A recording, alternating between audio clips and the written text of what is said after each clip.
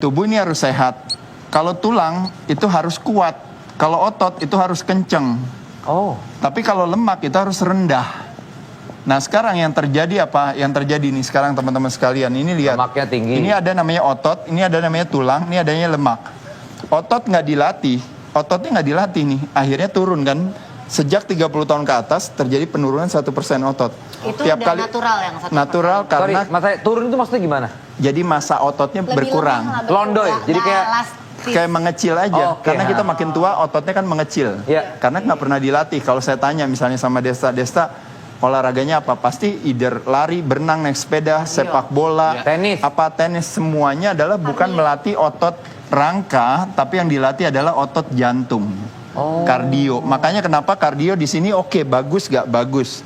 Tapi bro, ini otot rangka kok nggak pernah dilatih. Otot rangka nggak dilatih, maka yang terjadi pelemahan tulang. Tulangnya lemah, geraknya lebih sedikit. Ketika geraknya sedikit, lemaknya meningkat. Ketika lemaknya naik, lemak itu bukan akibat, lemak itu cost. Jadi kalau kita lihat apa yang terjadi dengan kalau orang kadar lemaknya tinggi, tekanan darahnya naik gak? Naik. Gula darahnya naik gak? Ya. Naik. Trigliseridanya naik gak? Kolesterolnya naik gak? Biasanya terjadi pengentalan darah. Nah jadi teman-teman ini yang disebut yang namanya komorbiditas yang terjadi hari ini. Orang masuk rumah sakit gara-gara terjangkit COVID-19, kebanyakan semua punya ini. Tapi kalau pas kita cek kenapa ternyata kadar lemaknya tinggi. Kenapa kadar lemaknya tinggi? Karena tulangnya lemah. Kenapa tulangnya lemah? Karena nggak pernah latihan otot. Nah jadi poinnya bicara otot kita rangka, orang mikir ibaratnya gue nggak mau berotot. Poinnya bukan masalah perlu berotot atau tidak. Otot nggak dilatih, tulangnya lemah, maka lemaknya tinggi. Saya sejak umur 14 tahun, dari tahun 1983-an, 84, sekarang saya udah 52. Dari dulu sampai sekarang, saya otot tiap hari saya latih. Tiap hari? Tiap hari saya latih, santai aja latihannya. Mau 5 menit, mau 10 menit, mau cuma pusap-pusap aja di wastafel, nggak ada masalah.